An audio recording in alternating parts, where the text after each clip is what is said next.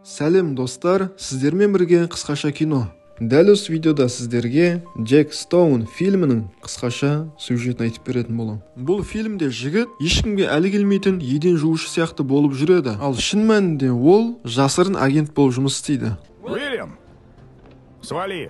Достар, сіздерге бір өтініш. Менің видеомда 96% адамдар арнама тіркелмей көреді екен. Егер сізде тіркелмеген болсаңыз, арнама тіркеліп лайк басып кетіңізші. Осылай жасау арқылы қазақ тілді арнаның дамуына көмектесесіз. Ал енді көп созбай, видеомызды бастайық. Фильм Грин деген түрме күзетшісінің Балумға ақша келуімен басталады. Балум дегеніміз темір тордың ар жағында өзін үйіндегідей сезінетін, есірткі саудасымен айналысатын қылмыскер. Балум түрмеде болса да, оның жағдайы өте жақсы, тіпті оның өзінің жеке күзетшілері бар. Балум түрменің ішінде отырса да, есірткі саудасымен, онымен қоса қару-жарақ сатумен айналысады және адам саудасымен де айналысады. Балум өзі түрмеде отқанды жақсы көреді, себебі сыртқа шығатын болса, оның басы үшін $1 миллион тіккен екен. Осы кезде түрмеге жаңадан адамдар келді. Ал бұған дейін түрмеге Джек деген жігіт түскен екен. Сөйтсе, Джек дегеніміз кезінде полицейский болған екен. Джек түрмеге банк тонап, ізінен полицейскийді өлтірген үшін түскен екен. Сонда Грин Джекті ұрып, сен түрмеде ұзақ шыдай алмайсың деп күледі. Осыдан кейін бізге Джектің екі досымен банкты қалай тонағанын көрсетеді. Джектің банкты тонағандағы себебі жемқор шенеуніктерді және Балумға жұмыс жасайтын полицейскийлерді анықтағысы келген екен. Олар ақшаны алады және өздеріне керек болған ақпаратты да алады. Енді осылайша қашып бара жатқан кезде Джекті полицейлер қуа жөнеледі. Сонда бір полицейский келіп Джекті ұстағысы келді, бірақ оның Джек екенін байқап қойды. Себебі ол Джектің кезіндегі серіктесі екен. Она погибла из-за тебя. Сонда Джек полицейскийді ұстап, екінші этаждан секіріп кетеді. Сонда Джек тірі қалып, ал полицейский астында қалып қойған себепті өліп кетеді. Сөйтсе, Джектің бұрынғы серіктесі жиналған ақпараттардың барлығын Балумға жеткізіп отырған екен. Ал Балум болса, Джектің әйелін өлтірткізеді. Джек жиналған ақпараттардың барлығын Триш деген репортер қызға тапсырады және барлығын зерттеп шықшы дейді.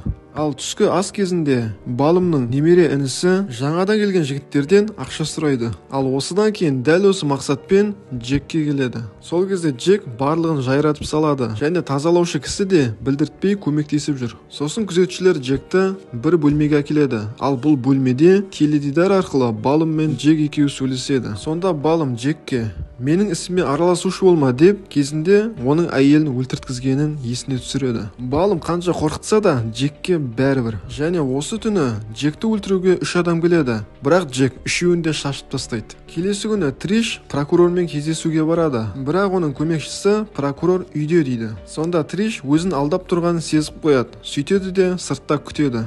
Триш прокурорды ақыры кезіктіріп, мемлекет қызметкерлер мен полицейскийлердің коррупциямен айналысып жүргендегі туралы менде дәлелдер бар дейді. Осы уақытта Джек қайтыс болып кеткен әйелін есіне алып отырады, ал оның қасына Уильям келді және Джекке қауіп төніп тұрғанын айтады. Джек Балумның камерасы қайда орналасқан деп сұрағанда, бұл өте құпия ақпарат, бұл туралы ешкім ештеңе білмейді дейді. Осыдан кейін біз түрменің әйелдер жағын көреміз. Бұл жерде екі қыз төбелесіп жатыр екен. Күзетшілер оларды ажыратып, Алена деген қызды Балумға алып барады. Сөйтсе, бұл жерде Балумның інісі Семен және басқа да Джектен таяқ болған түрмешіктер бар екен. Балум түрмешіктерді Джекті өлтіре алмаған үшін аямай соққыға жығып жатыр. Сосын Балум Джектің басына келген адамға $100 000 тігемін деп айтады. Бұны естіген Уильям Джекті хабардар қылады. Осындай сияқын естіген түрмешіктердің көбісі Джекті өлтіргісі келді. Бірақ Джекке Уильям көмектесіп, түрмешіктердің барлығын қырып салады. Кто ты такой?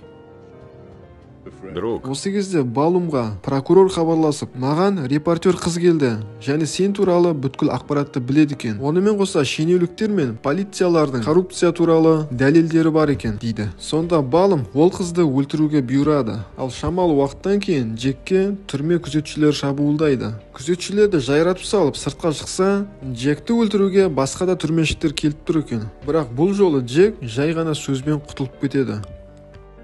поврежденных легких и осколков носа прямо в мозгу. Ал осы кезде Алена бір қызды өтірік жыныртып төбелеседі және осы жерде есінен танған адамдай кейіп танытады. Сосын оны медпунктқа әкеледі, ал медпунктта дәрігерлер кеткенде Алена кісеннен қолын босатады. Сосын Уильям ұстап жүрген шелектің ішінен желдеткіштің кілтін алады. Сондағы Аленаның жұмысы бейне бақылау бөлмесін анықтау. Содан кейін дереу өзінің комнатасына жата қалу керек. Бірақ медбике бірінші болып келеді. Сонда аяқ астына Уильям келіп қалды. Медбикені алаңдатып, әңгімеге тартып, Аленаның бөлмеге кіруіне көмектеседі. Ал осы кезде Триша өзінің құрбысына балым туралы, полицейскийлер туралы және шенеуніктердің коррупциясы туралы ақпараттардың барлығын айтып береді. Осыдан кейін Джек Уильямның жасырын агент екенін біледі. Уильям түрмеге әдейі түскен екен, балымға жұмыс істейтін полицейскийлерді анықтау үшін. Агенттің түрмеге түскеніне жарты жыл болған, ал Алена оның серіктесі. Осы кезде тұтқындар шабуылдайды. Сосын күзетшілер оларды ажыратып, Джекті жеке адам отыратын камераға жабады. Ал Уильямды түрменің басшысына келеді. Сонда түрменің басшысы Уильямге: "Сенің Джекке көмектескеніңді білемін, ал бұл нәрсені балымға айтып беретін болсам, сенің жағдайың қиын", деп Уильямнен ақша талап етеді. Сосын Триша прокурормен тағы да сөйлесуге келеді. Бірақ оның көмекшісі Марк прокурордың қолы бос емес дейді.